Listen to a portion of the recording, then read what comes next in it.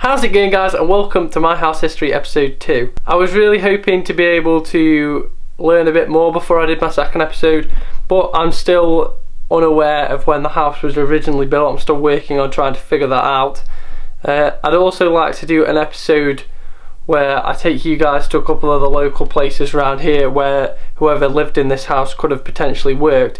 But for today, I'm going to show you a couple of things that I've noticed around the house and sort of roughly guess around time dates, why it was done, and that sort of stuff. And I found some ones that will really make you question and think and wonder, and some things that hopefully you might have seen in your house and be like, oh, that's why that's like that, or that's why this is how this is, and that sort of thing. So without any more rambling on and going on, let's go check out the first very exciting thing. So we're out here to look at windows, and you're probably thinking, Hayden, my house has windows, that's not that special, why are you wasting my time? But there's something quite special about these windows. The window on the top where the attic is, in the roof, those windows, if you figure out where the bedrooms and stuff are to an attic that we don't actually have. So there's an attic space and we have no access to this attic space. We can't figure out how you'd get in there or anything. So I'm going to take my drone up and have a look and see if we can see anything. I have a feeling we probably won't be able to see anything through the window, but it's worth a look. It also begs the question, why bother putting glass panes on the roof so you can sort of get sunlight in there if you're not going to actually use that attic space? So it's a bit weird, and I'm hoping over the summer period I will actually be able to get up there and take a closer look. I'm also going to show you guys another window that's over here, and it's very weird, and I'll explain to you why it's a really weird window when we get up to it. This window's so weird, guys. Like, there's just a sort of hole in the roof and then there's a glass pane there. It's actually one of the oddest things I've ever seen. There's another one, let's have a look at the second one. You can see like all cat prints on it and stuff of where the cats have walked. If any of you guys know why this is here, let me know. But in my mind, all I can think of is you'd have that there to provide light so that you can see in your attic space, but obviously we literally don't have attic space there. We've got no way of gaining the attic space that is there.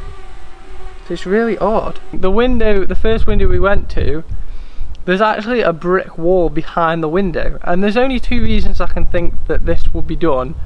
And number one, we had like a big one of them big emulsion heater type things, them big containers where you fill it full of water and then heat it to get hot water. We now have like a combi boiler, but before that's what we had. And if you figure out where it was, I think it was about there. But it's very odd because that hallway, that window was the only source of light for it. So why you'd get rid of the only source of light and brick it up? Because they could have done it a little bit further along and not had to brick a window up. Why would you do that? Which leads me to my second thought, and what I think it most likely is back in the 1800s, probably nearly knocked my camera over. Back in the 18th century, early 19th century, they introduced a window tax, and to avoid the window tax you could brick up behind your window. So I wonder if that's what it is, because that would support the theory that this house was here at least in the 1800s. So it's all very interesting and all very confusing. Anyway, let me go show you something that I found inside.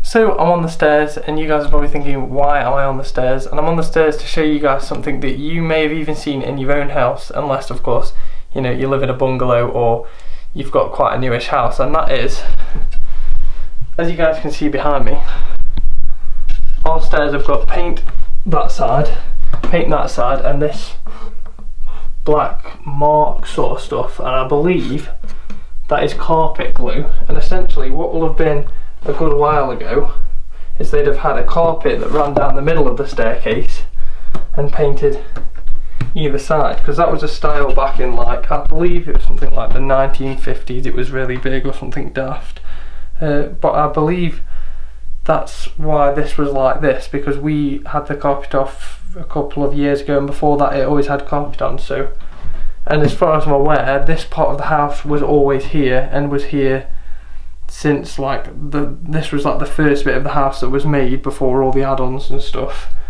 and this staircase, as far as I'm aware, was the one staircase that was always here. There was never a staircase in a different part of the house. These stairs could actually go back years and years and years. One on design and two on the actual staircase could go back years and years and years, so it's very interesting.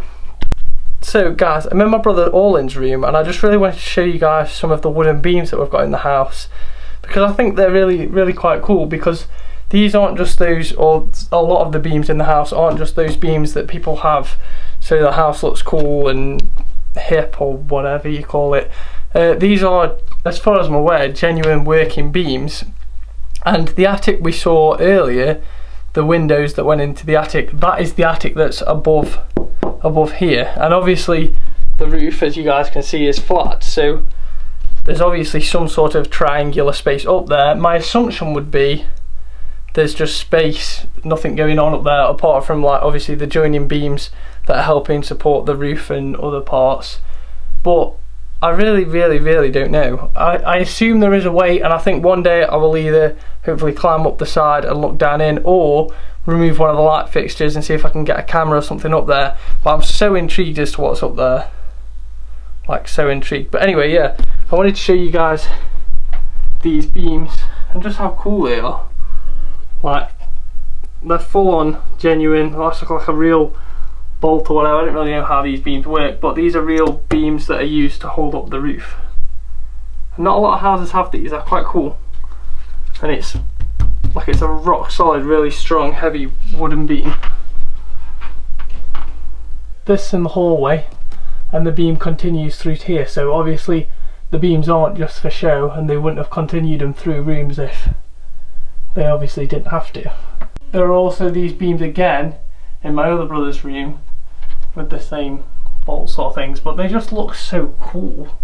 I think if I were to design my dream house, I'd also have these beams in, but they would definitely be fake. But I'd just think they look so cool. So guys, I'm ending the video here. I've got something very exciting for my House History episode 3, but you guys are just gonna have to wait until that comes out. Please don't forget to subscribe. I hope you've enjoyed today's video, and I will hopefully see you guys in another one. Thank you guys for watching.